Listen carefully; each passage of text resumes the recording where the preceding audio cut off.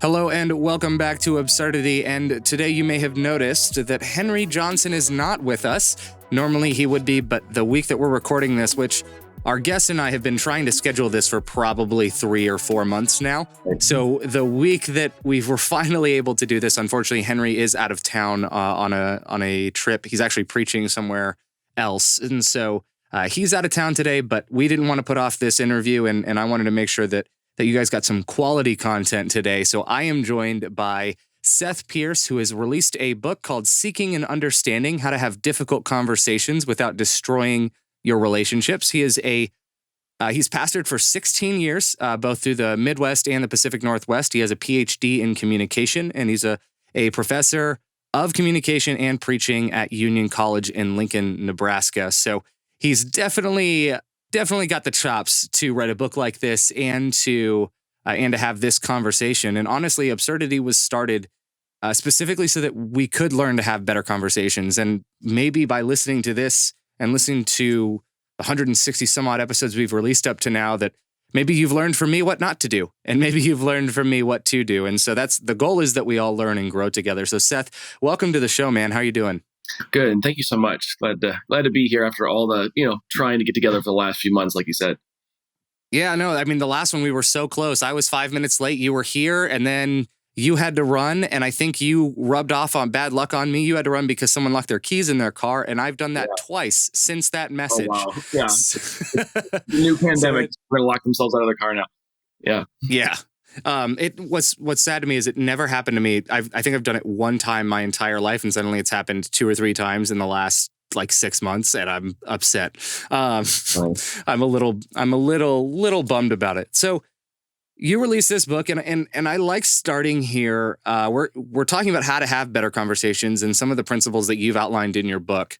And yes, I did buy a copy. So this isn't like a sponsored thing. This isn't like, he didn't send me a free one and I'm going to give a review or anything like that. I bought it myself. I read it, and I am excited to dive into this a bit. But I do want to start here. What has been an unexpected outcome since writing this book? So I'm going to answer this in kind of a strange way, and it's not throwing shade at any of my friends, but one of the things that has shocked me is having super close friends buy it, love it, and post reviews on Amazon and talk to me about it. And that's not that I don't have supportive friends or family, but sometimes when you're really close to somebody, there's such a familiarity. You're not maybe in a hurry, like, well, I talked to them, I kind of know what they have to say. But when the book came out, I was having close friends of mine text me and email me and message me on social media saying, we really like this. This is helpful. I'm buying it for my church. I'm buying it for my leaders. And I guess I didn't quite expect that swift of support. And even if, people buy the book and enjoy it, just taking the initiative and being really intentional of letting me know that the contents were valuable, which I really, really appreciated. And that's been super awesome to see that happen.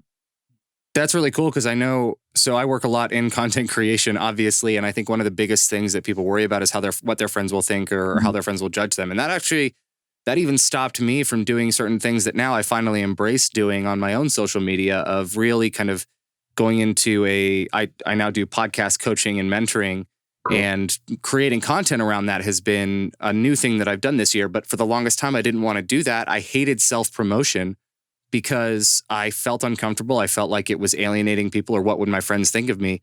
But the bottom line is, like, if this is what I want to do and what I'm passionate about, I'm going to do it. And so to see someone whose friends have responded positively when they've gone in the direction of producing content, which is a risk in and of itself, that's really, really cool to see that. So I do want to ask this question just as a means of helping to understand this. I think for some people, I think one question they ask when they see a book is, and I know I've asked this before, maybe it's just me, I don't know. So maybe I'm asking this for me, but they just think, okay, so this is a really good topic. And yes, you do have the academic credentials, but why did you specifically write this book? Why did you feel like this was you and not, I'm going to go to someone and convince them to write it? Or, this is just, what made you feel that this was what you needed to do? Yeah. So this book was born out of my context as a pastor of a larger multi-staff church in the Pacific Northwest at a time where a whole bunch of social issues were erupting. We had the Black Lives Matter, movement. We have the Black Lives Matter movement. Me Too. The election seasons that we've been going through. Within conservative Christianity, the debates about the LGBTQ, community. Mm-hmm. All these and more showing up. And what I was finding as a pastor is, we'd come to church and we'd have a nice service. We'd have potluck. Everyone would eat together and things were fine. And then I'd go look at my social media, typically Facebook, and watch these same people who just sat together and prayed together and sang together, just skewering each other. And not just my church, but, churches I'd pastored before, my colleagues' churches, family members of mine. And of course, I've gotten roped into it. I'm just as guilty, getting pulled into certain debates and reacting in ways where at the end of the day, you're like, this isn't healthy. We have to be able to do better than this. And then trying to figure out how do we do this? Because everyone is coming at it from so many different places, so many different experiences. Not everybody has the same language base. They don't know the terminology. Some do, some don't. And so it really became a necessity for me as a pastor, saying, we've got this elephant in the room, all this tension that's here. We all know it's there. We can all feel it. And yet no one's talking about it. So how as a pastor and a communicator can I approach this to make our church community healthier, to make these relationships healthier, and even challenging myself? How can I, who's in the middle of my PhD on the academic side of things, how do I apply this stuff? How do I make this relevant and real? So that's sort of the context that moved me to write the book.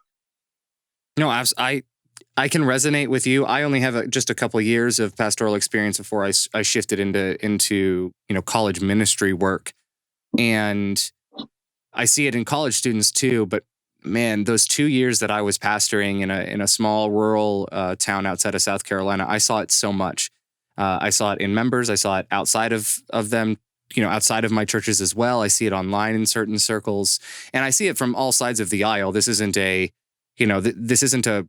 one size or one specific group that has a problem. It's all of us that I think have been approaching conversations in a really kind of dangerous way. And I think social media plays a significant part in that. I think social media taught us to do what we used to do in private in public. And what I mean by that is, normally, I think when we had news cycles the way we used to have them, and not just 24-hour news that you can access whenever, wherever, as well as access to a platform to share your thoughts, you used to have something, you used to hear about something, you used to process it, maybe process it among friends, and then you would probably publish a response on like a MySpace blog back then, or Friendster or Facebook back in the day, but you didn't react immediately.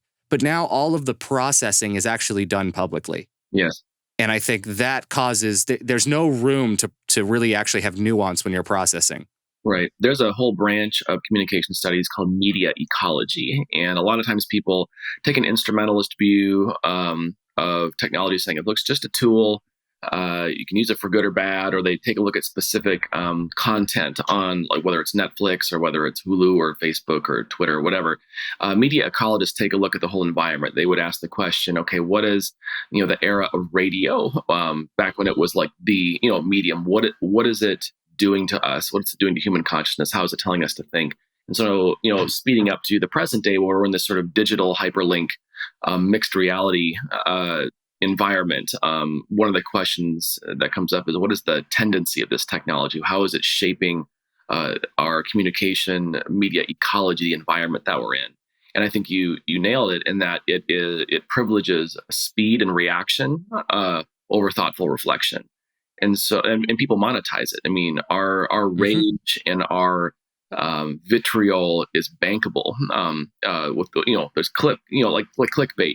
We know how to provoke people, and we can spark these massive fights in a thread, and that's hits, that's content, that's whoever's running the platform is gaining from that. And it's not that I'm on social media, and I hope people who listen to this will follow me, but I think there has to be a little bit of caution, with the content that we create online and how we respond to that content.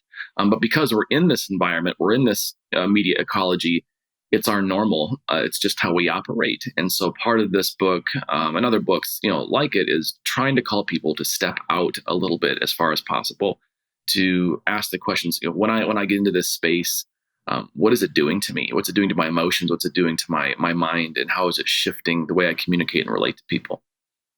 Yeah, I think that's huge. And I did not know that media ecology, I had figured it was like a field of study. I just didn't know, I didn't have a name for it or any frame of reference, but that is interesting. So thank you for sharing that. I learned something here too.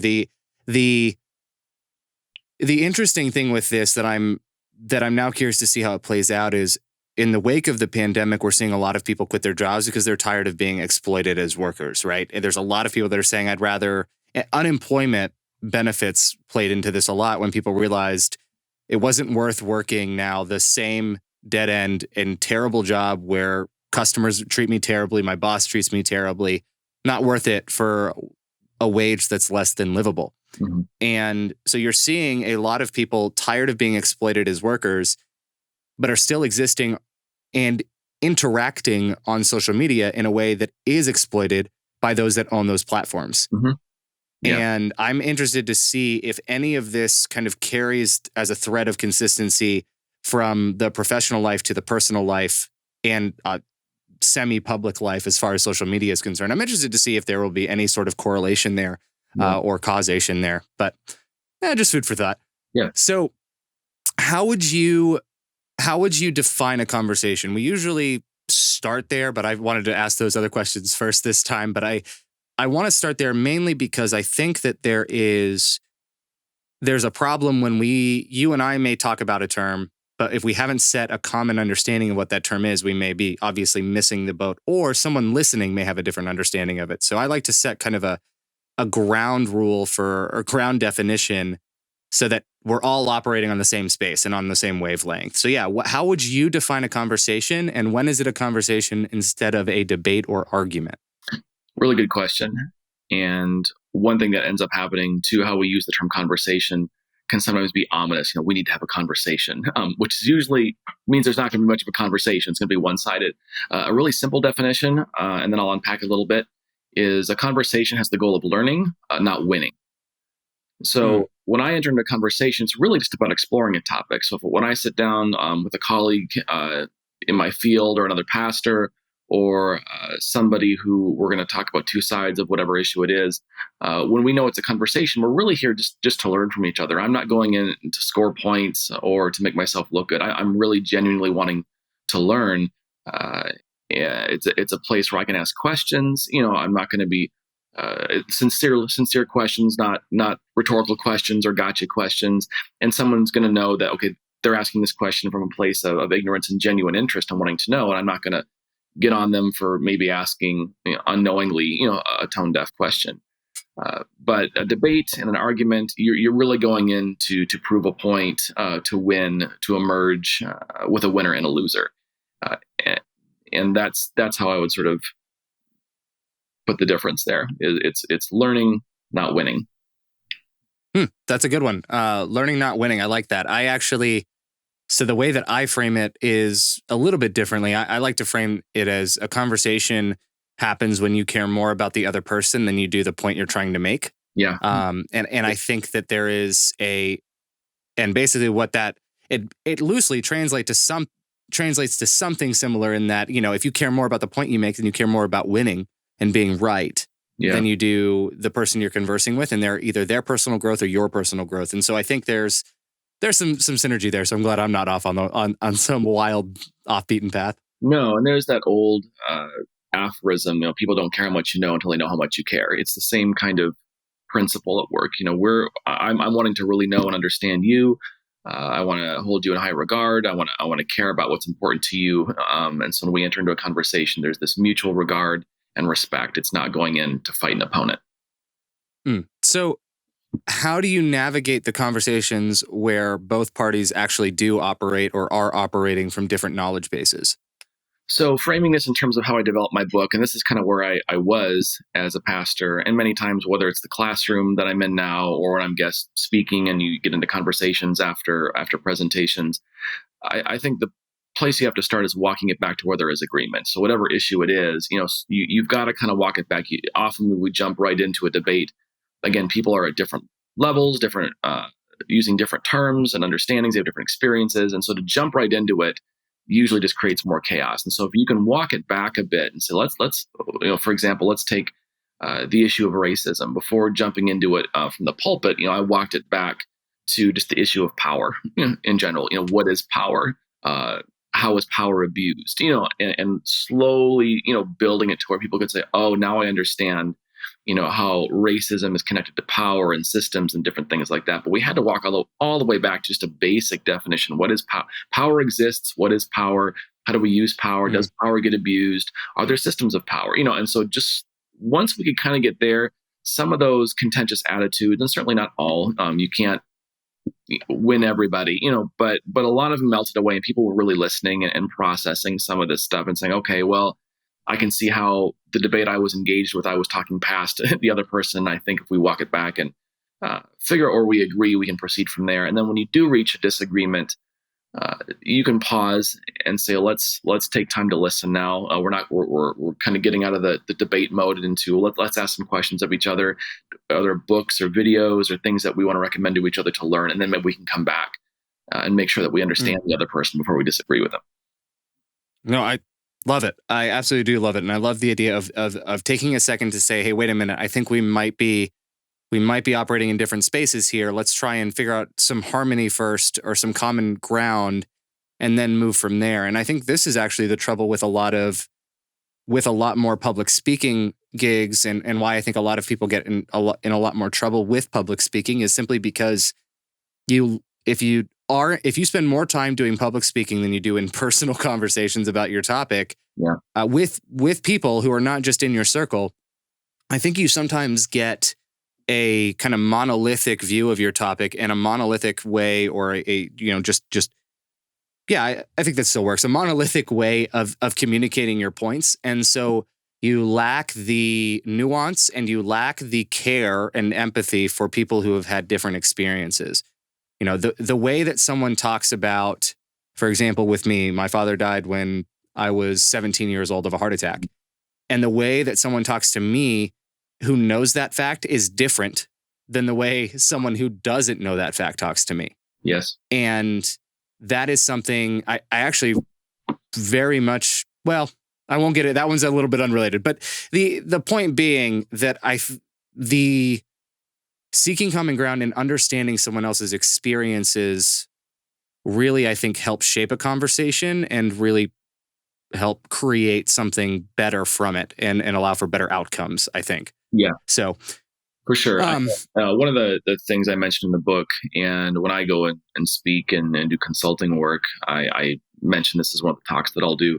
But there's a old communication theory called the meaning of meaning, and we won't deep dive into it here. But the idea is that the meaning behind words are inherent in people, not the words themselves. And so when you throw terms like feminism or racism or Christianity or Seventh-day Adventism or whatever it is, we all bring these different experiences into the table. And so when I hear that word, I'm already working from a different definition based on my experience with that term. And I think public speakers can forget that. We'll throw words out there assuming that the audience is starting from the same ground, and they're not. Very, very different experiences, which flavors certain words differently. And what I found many, many times is people... white privilege is a great example of a term that can be taken very, very differently. So when you're talking about white privilege, you're looking at the privileges that come with having, white skin, and a lot of people, when they hear that, oh, you think I'm a racist and a horrible person. Like that's not how we're using that term. And so, but again, when you're starting, when one person's starting from a social dynamic that's looking at systemic racism or certain norms within a culture that benefit others and not, and that benefits some and not other people, and somebody else has their term and they think, well, you're calling me, this horrific thing, and like that's not what we're doing. But by that time, we're off to the races and everyone's fighting. Yeah. Yep. Absolutely.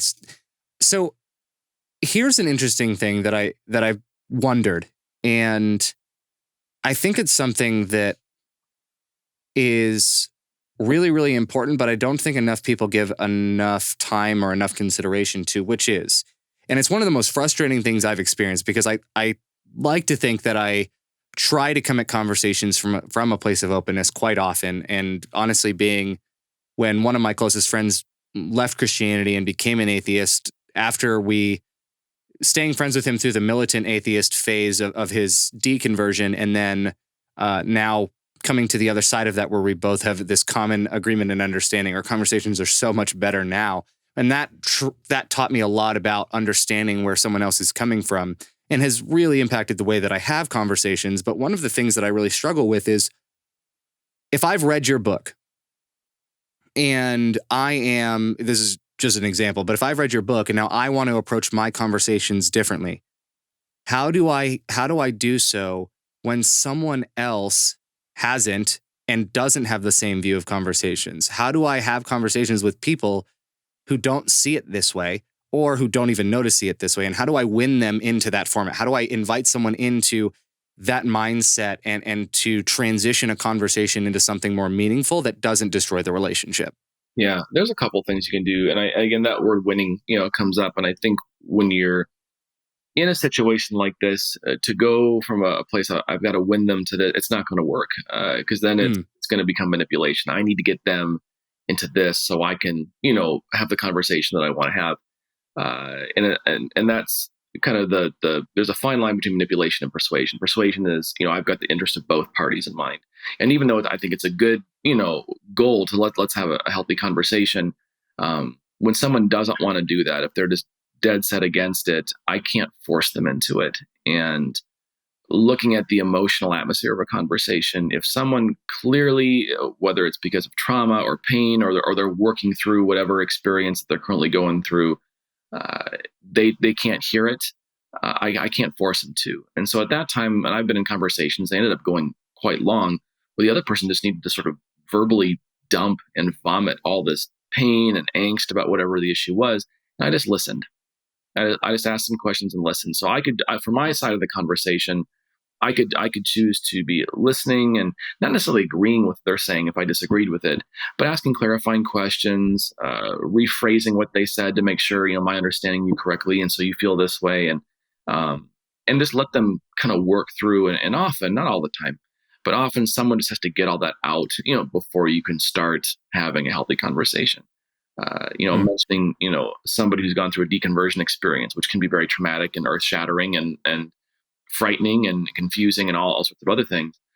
There are moments, whether it's a deconversion of faith or whether it's, whatever kind of transition, you recognize this person is in a place where they're processing a lot, and to try to bypass all the things that they have to feel to work through whatever this new reality is for them, I have to let them process, and I can be there with them to process, but maybe I need to postpone this conversation to another time. I love the willingness to postpone. I think that is huge, and I think a lot of us don't take the opportunity to do that, and don't. There's a rule in sales that when you're running a business, or you're trying to close a deal and trying to negotiate a sale and a price, that the power lies in the person who's willing to say no. Yeah. The power lies in the person who can walk away. And as long as you aren't able to say no and walk away, the other person always has power over you. If you can't say no to this deal because you need the money, then they get to determine the price. Yeah. And in the same way, if you can't say no to a conversation when it becomes inappropriate, or when it can't be, when it can't be transitioned from inappropriate to appropriate, then as long as you're unwilling to say no and postpone it to another time, then you're allowing the other person to determine how you will interact with them. And to me, that says that's a sign of an unhealthy boundary. Yeah. That someone else gets to have that kind of control. And you might say the other way around, I guess, that if I'm saying I won't have a conversation on anything but my terms, that's different. But I don't think that's the same thing, because what I'm trying to do is have a conversation where we both are mutually respecting each other. And if I can do that for you, but you can't do that for me, then it's not a conversation. Right. And that gets into Well, I think from a Christian perspective, I mean, even Jesus tells the disciples, "I've got more things to tell you, but you're not ready. You're not ready for this." And when he sends them out and they're not welcomed, kick the dust off your sandals. There's certainly boundaries in every healthy relationship and conversations, and we've got to be aware enough to say this conversation isn't going well, or this interaction is becoming toxic, and I could keep pushing it, but it's just going to get worse. And so maybe I need to step back. And sometimes it means just completely, separating, saying I'm not, whether I can have this conversation or even interact with this person, depending how ugly it gets. And other times, like I mentioned, I have a specific instance in mind where someone, just because of all kinds of pain, just kind of launched into this dump of decades of pain. And I could push back on things, but I recognize that this is not that time. And I could even say formally, hey, this is not how I want to have a conversation. But at that point, that wouldn't have gone well. I just needed to basically sit and listen and empathize, with what they were going through, and at some level realize this probably has nothing to do with me. This is somebody who is hurting, and just needs someone to be there with them and then listen to their pain without running away. As long as, of course, it doesn't turn ugly and into personal attacks and things, then it's a little bit different. Yeah, absolutely. I couldn't agree more. And I do want to ask, one of the ways to do that is, actually, I would say arguably the only way to really be able to do that is to be able to step back or step out and away. For one phrase I've always heard is, you were too close to the fire to see anything else, and to be able to step back, you were too heated and you were too zeroed in and too narrow of focus, and you can't see the bigger picture. So when someone is in those moments, how do they actually take a step back? What does that look like? And how can we remind ourselves to do that? Or how can we figure out or identify the moments where we're not doing it? It's a good question. Reword it one more time while I'm thinking about it. Yeah, basically just, if one of the most important things to having a conversation is being able to step back and see the bigger picture, or be able to step back and see the bigger picture of the other person's experience and story as well, right? In those moments where you say, I need to listen and empathize. This is clearly, you remind yourself that this isn't about you, rather than taking their anger and vitriol as a personal attack, which is what most of us would do in a comment section is take it as a personal attack, right? So how do you step back, or how do you start to identify, or how can you identify those moments and let that help you guide and respond in a loving and Christian way? Yeah. One principle, and some of this is just intuitive when you're in there, you just hopefully as you read, so you just kind of sense like, I think this is about something else. One thing I've noticed with people, whether pastoring or in the classroom, is when someone is investing a massive amount of emotional energy into something that's really not that important. Now, clearly, issues of racism and prejudice and sexism, those are big things, and they need our energy and our anger and everything else, and our passion directed at it. But there's things where, a paper might get handed back a day later than they thought, or somebody, I'm just making up silly examples off the top of my head, but you're good. Didn't get the right parking spot at Walmart, and they just explode about everything. You're like, this is really not that big of a crisis. But so you kind of gauge this person's emotional response. Or if you meet someone for coffee, say just a casual meeting, we're just going to catch up, talk about sports, the weather, movies, and they all of a sudden just launch into something, strong pivot with no warning, and they're just sort of ragey or weepy. You're like, okay, something is going on here that is deeper than maybe the surface level conversation we're having, and I need to listen. And other times too, you recognize if this gets into, and this kind of gets into boundaries and where we draw the line on conversations. If a conversation turns to personal attacks on someone's integrity, on their intelligence, it gets personally nasty, then you can say, I'm happy to have a conversation about the topic, but I'm not going to be called names. I'm not going to be shamed. I'm not going to do any of this kind of stuff. So I'm available to talk. But if this is how the conversation, I've had to do this in Facebook and in person, and just be very blunt sometimes, and not rude, but blunt. And often if someone's really on a roll, you have to put your hand up, give them a visual cue, just kind of raise your hand and say, I'm sorry, but how this is going is just personally ugly. And we're not even talking about the topic anymore. We're talking about, that you think I'm dumb, or you hated the school I went to, or whatever. Like that, we're not even on topic anymore. So that's when I've extracted myself from conversations. That's when I've seen other people get into this on some of my social media posts. I've had to step in and moderate and say, hey, we need to have passionate discussion. But if I see name calling and just personal attacks, so then what happens? The conversation moves to I'm defending myself now. We're not even talking about whatever it was that we're talking about. I have to now defend, my education and my upbringing and this and this and this, and we're not where we've left the issue.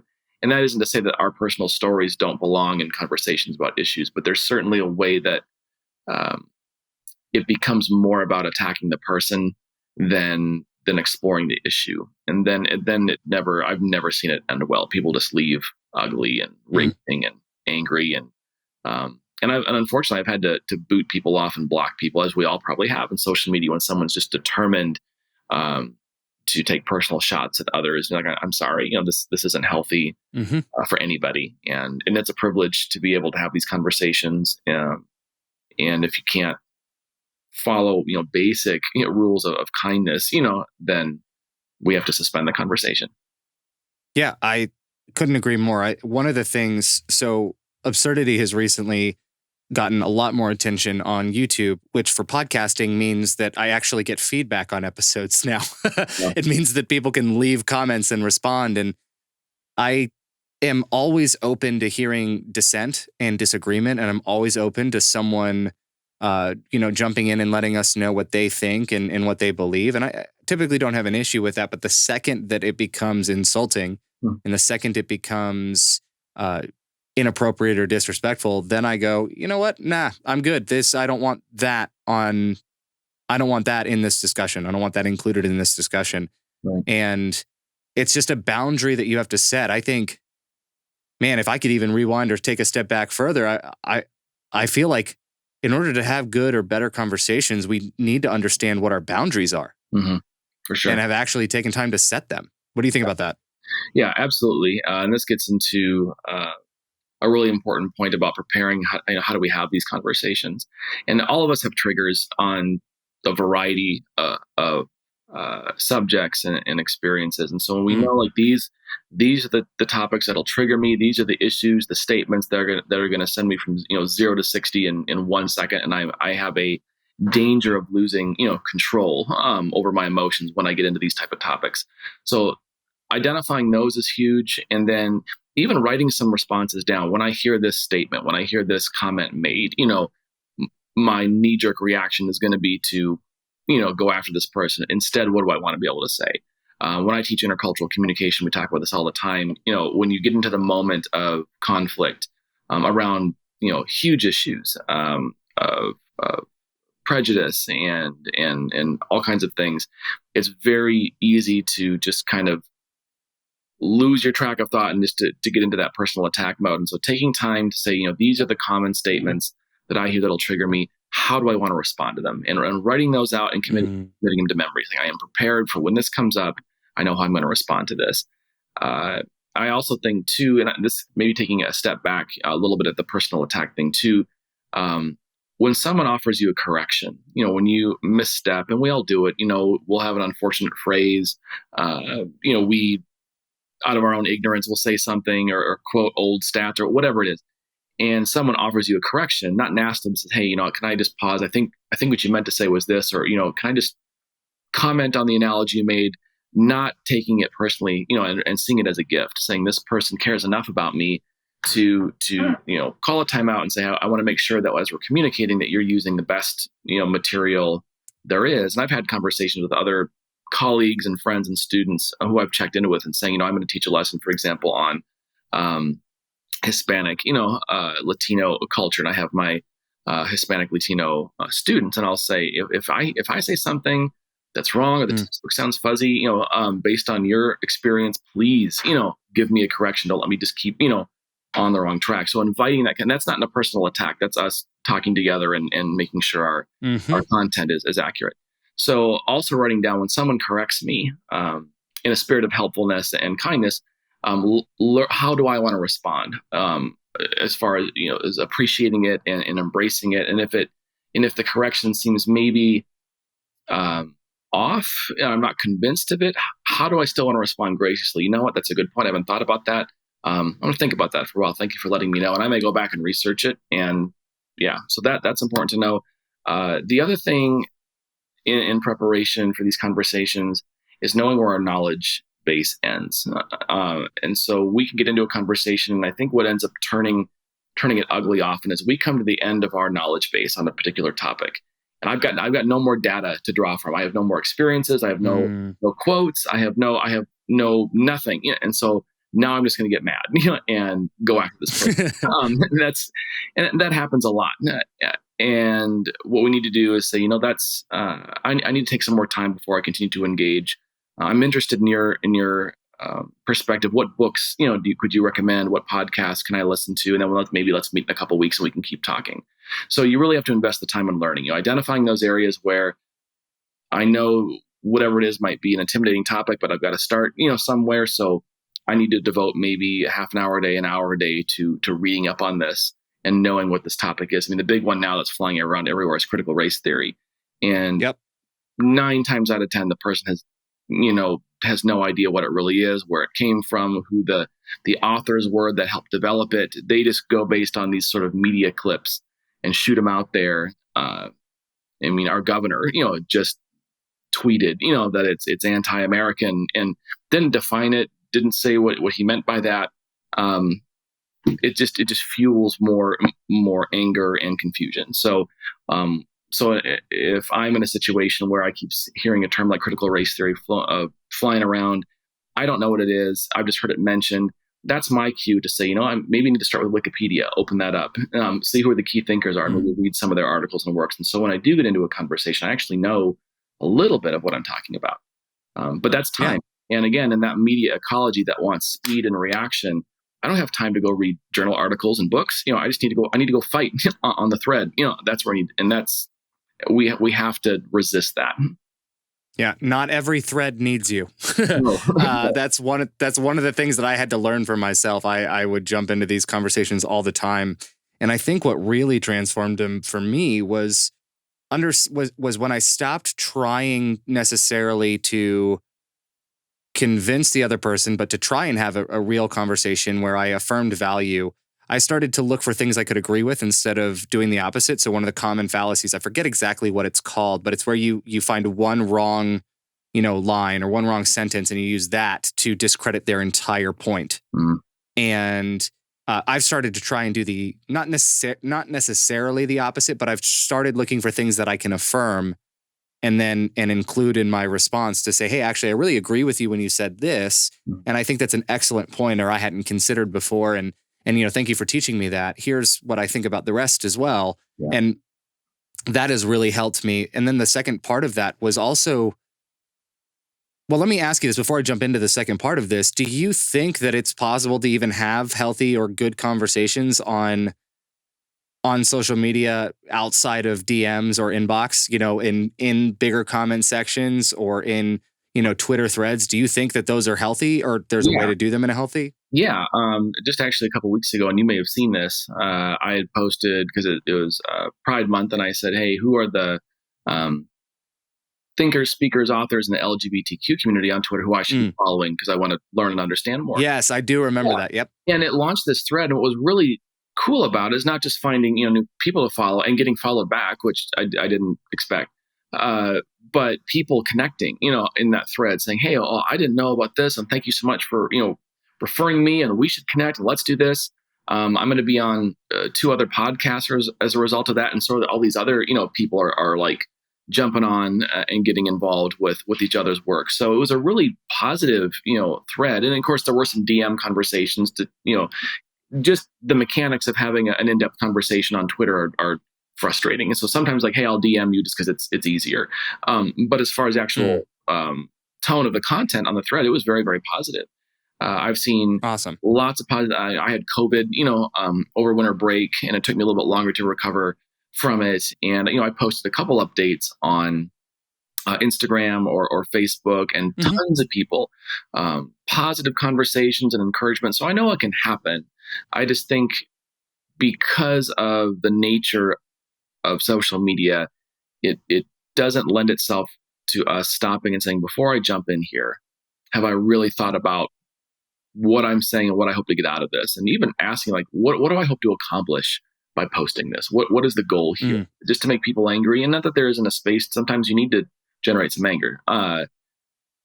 But often we think we're being helpful when we jump in here, when in fact we're just making it worse. And so really pausing to say, am I contributing to the pool of meaning, or am I clouding the pool of meaning?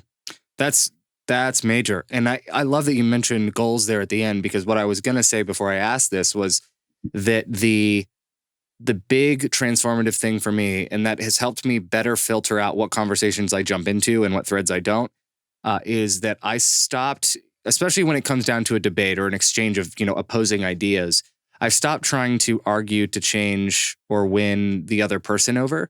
But instead, I'm usually jumping into something because there's a neutral third party, which is just someone who reads but doesn't engage on the thread itself. Because far more people will see it, like it, maybe not even like it, or leave a comment or response, right? And I'm arguing for them. And I remember the first time I did this was when I learned this was in college, and someone posted this huge thing about music and how listening to secular music and even contemporary worship music it was someone whose personal faith journey led them to that conclusion of, this isn't okay for me. And they were making the mistake of projecting that reality for everyone else. This isn't good for me, or this elicits feelings in me that are okay, that are not okay. So it must not be okay for everyone else. And most of my friends at that time were worship leaders.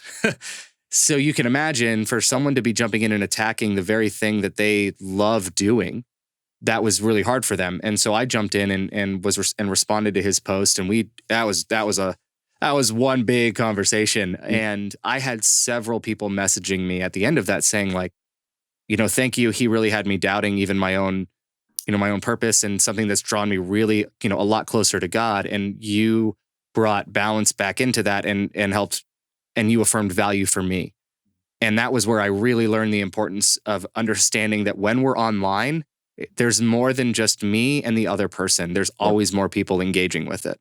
Yeah, for sure. Absolutely. So I like to ask this question of all my guests. I do it in the outline, and I always give the context for it when I do my interviews. But it's something that I like asking because every interview and on every podcast or every show often goes exactly the same for a lot of people. And I want to make sure that when I invite a guest on, that I ask them what they want to be asked as well. And so I always leave it in the outline of, what is a question you wish someone would ask you? And the two that you chose, and I love that you chose two. We'll start with the first one, but Seth, what are you currently working on? Yeah, so I am currently in the final stages. It was supposed to come out, I think, this next month, but it's got pushed back to September because that's just what happens. My dissertation is being published by Palgrave Macmillan in London, which is a major academic publisher. Awesome. And that is coming out in September, and I'm really excited about it. It is the first major non-denominational academic publisher I've worked with. And it's been a process with COVID. The back and forth has been delayed for a variety of reasons. But I'm excited for it to come out because it really,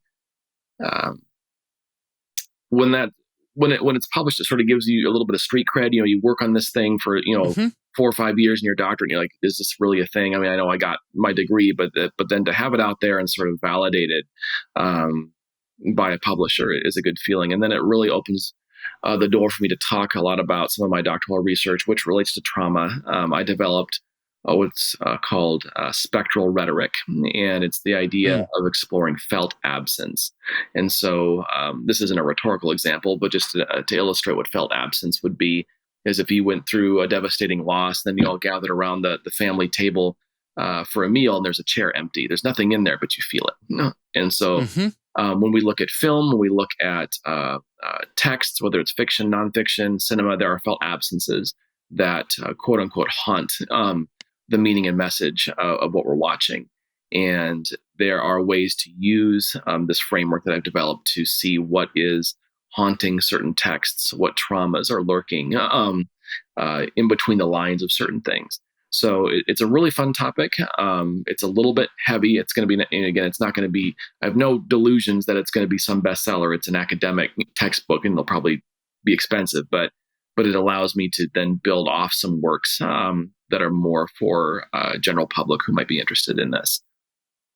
Awesome. Yeah. And I know that I admittedly don't know a ton about dissertations, so I don't want, like, I know what they are, obviously. That's fine. What I mean is I don't know a lot about when they're published, accessing them, or how publicly they get published versus being used specifically for academic purposes. So, is this something that people will be able to access on demand? Is this something that's staying remotely private? I just don't know how that works. Yeah. So when you publish a dissertation, it goes into a database called ProQuest, and that's something that every college university has access to, and it's all the dissertations and master's thesis that you can access. When it gets published, you have to do a little bit of rewriting. It's a little bit of a format change and things because dissertations have their specific ways of formatting. But what most of us try to do is when we're done, we like to be able to either publish it as a series of articles in peer-reviewed journals or get it published as a book. And so Palgrave Macmillan is publishing it as a book. And so it'll be on Amazon. It'll be on their website. It'll be wherever they sell books, academic books. So it's not going to be, it's not for general audiences, although it's written as best as I can for people in fields outside of communication and rhetoric to be able to access it. Cool. Awesome. Okay. So that I learned something. I had no idea any of that was true. So what you're saying is I won't find it next to all those young adult romance books at Barnes and Noble or Walmart. No, but you could use the book and what's in the book to analyze those books. And oh, well, that's good to know. Uncover some interesting meanings there for sure. Brian, why are you reading that weird romance novel? Research. I'm just trying to analyze it. Research, I'm just trying to. Yeah, just trying to, practice my analytic skills and really grow those. That's it. Yeah. Love it. So, okay, so you and I come from a, relatively speaking, smaller Christian denomination, which is Seventh-day Adventism. So we have about 21 million members worldwide. Mm-hmm. Though with how membership is tracked, it's probably, my assumption is it's probably about 2 million less, depending on what part of the world you're talking about. And that's my margin of error there. But we have about 21 million members worldwide, and we have one of the largest education systems and one of the largest healthcare systems in the world as far as private is concerned. I think we're only behind Catholics in education, I believe. And so but one thing that's been true of our denomination is it has largely been pretty insular, which has led to a lot of misunderstandings about it. And one of the realities of that is publishing tends to be very insular as well. Mm-hmm. And publishing in general, it's encouraged but discouraged outside of the denomination for a lot of reasons by several people. And that, I think the tides are shifting there. But I'm curious to know, and this is a question that you yourself have listed here. This is the second question, but what trends do you see in Adventist publishing, and what future do you see for it? Yeah. So when I started with my first article, that would have been back, early 2000s, mid 2000s, and what I saw was a lot more aggressive recruiting of younger talent. I know publishers, and I'm not going to mention names because I'm very, very grateful to these publishing houses for not all of them are in existence anymore, for helping launch my career. But there was this aggressive cultivating of new voices and encouraging them to write books and articles, and that has sort of tapered off, where it's become a little bit more institutional. People just not. If you're in the system, you can get some freelance work and you can kind of network, a little bit and get stuff, but it doesn't seem as aggressive towards really cultivating new content so much as going with existing content or even repackaging it year after year. The other thing I'm seeing for, and I'm including myself, younger authors and creators, is we are starting to publish outside of the denomination. Heather Thompson Day, has a new book coming out, which I'm excited to read. Kevin Wilson, just got a book deal. I don't want to say the publisher because I'm blanking on it. I think it's Penguin, but a major. I think it's Penguin sounds right, but I could be. Yeah, we could both be wrong. Yeah, major publishing deal. John Peckham, who teaches at our seminaries with Baker Academic. I'm having my new book come out with Palgrave Macmillan, and so there's this trend of a lot of your younger authors who are now saying, for the lack of promotion, the lack of for lack of a better term, author support or even compensation. Why am I investing all this time and effort when the work doesn't seem to be appreciated? And it's not even just what authors are compensated. It's distribution. It's marketing. I had a book that was translated into another language, major market, and I scoured all their social media. They didn't promote it once, and I'm like, how? Even looking at some of the publisher social media pages that we have, they're full of inspirational quotes, but not any of their products, which is really strange to me. So what I'm seeing is a shift in both online content creation. I mentioned Kevin Wilson. He's doing his the cross-cultural Christian. Cross-culture Christian. Yeah, his Chai episodes on TikTok, which is amazing. Go check it out. You're seeing a lot more of that, and I'm really grateful. The publisher of my new book, Advent Source, is actually one of the very few, I think, who really work with the author. They promote as best they can. They really make you feel appreciated. So shout out to Advent Source on that one. But that's something I'm noticing, and I think Adventist publishers need to pay really close attention to, that a lot of their existing talent or up-and-coming talent is looking outside because they're feeling like I'm not sure why I would put the effort in, not just because of the compensation, but even just the promotion, letting people know it's there, doesn't seem to be there. So it doesn't seem worth the effort, and that's going to bite us if we don't fix that. Yeah, I couldn't agree more with that assessment. And by the way, I will link to both Heather Thompson Day and Kevin Wilson, the Cross Culture Christian. His stuff on Chai is amazing, and the way he uses that to speak to grander issues that we face. His content, the one consistent comment I always see on his stuff is this is a breath of fresh air. Mm-hmm. And with Heather Thompson Day, it's almost like, and this is not a shot at any other professors, Seth, I'm sure you're great one-on-one with your students, but it's almost like she restores the humanity to being a professor. And she's like, a lot of the stories she shares and a lot of the interactions she has with her students I feel like the reason so many people connect with it is because it's exactly what they wish their professors would have done for them. Right. Or reminds them of the great professors that did do things like that for them. And so, yeah, we'll link to both of them because they both put out some amazing content if you are looking for someone new to follow.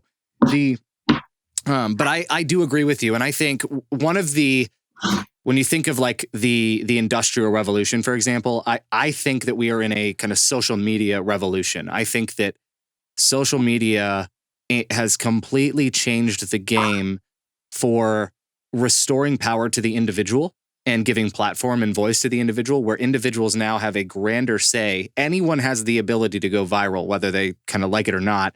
And more people, I think, have better understanding of how to do it.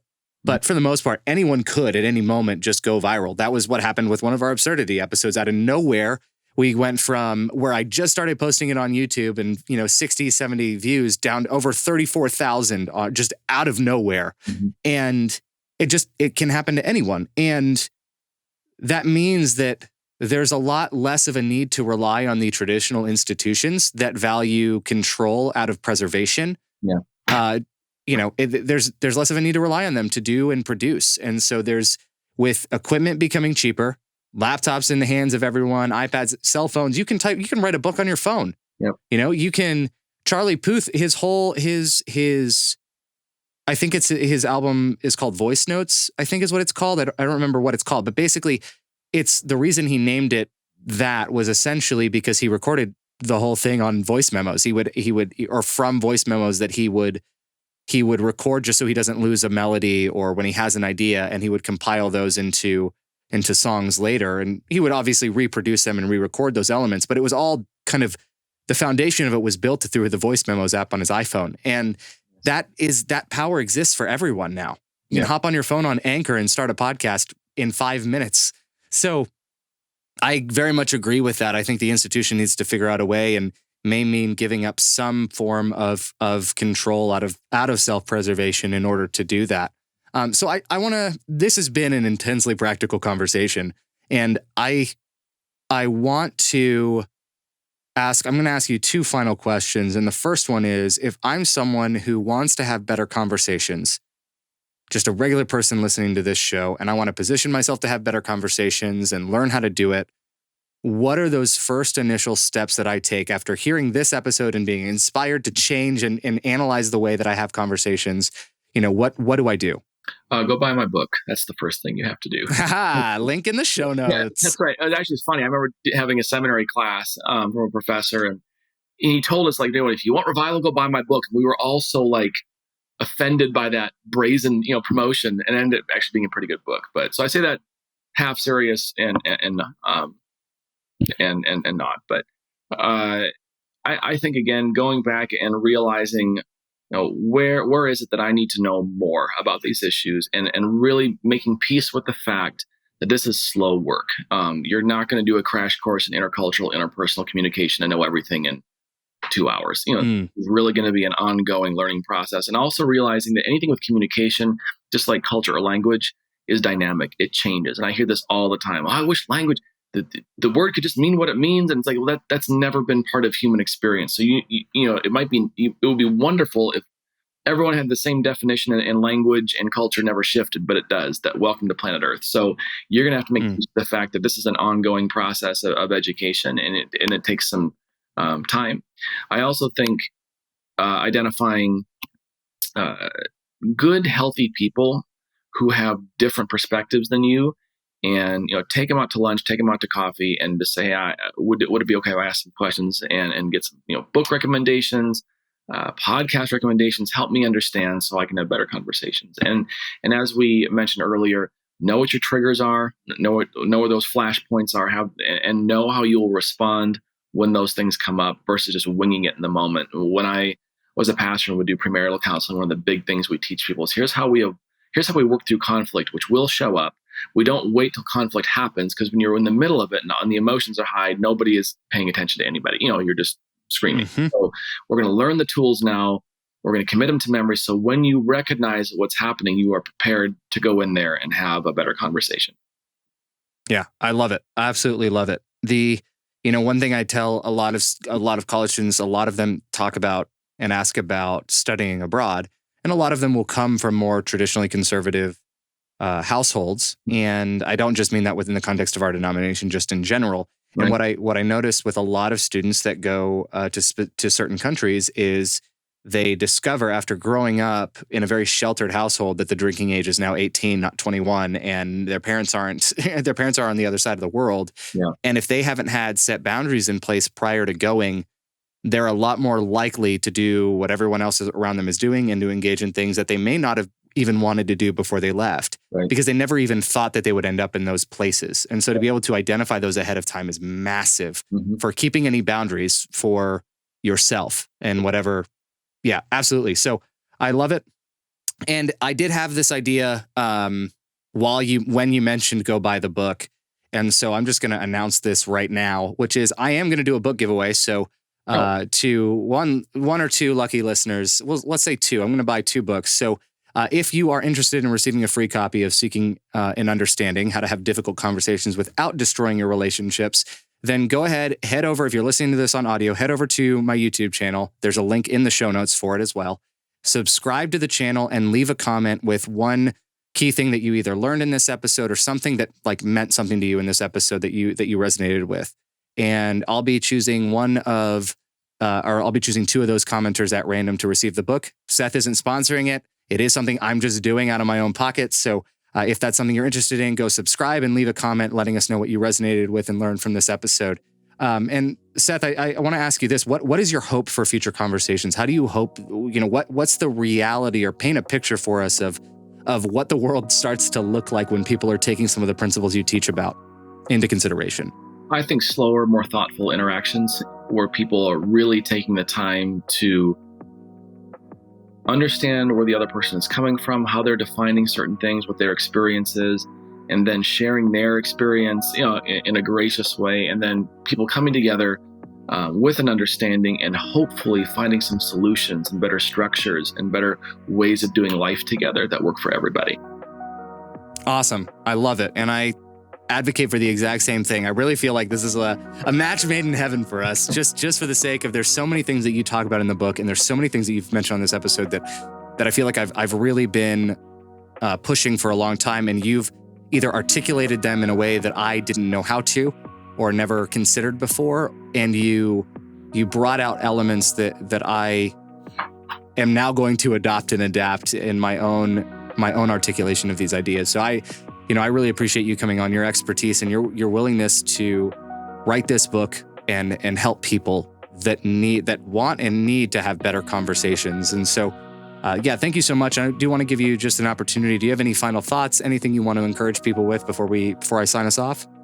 Thank you to you, and thank you to everyone who's listening. I really appreciate it. And to continue the conversation, you can find me on Twitter at Seth J. Pierce or on Instagram at Professor Pierce. And I hope to hear from you.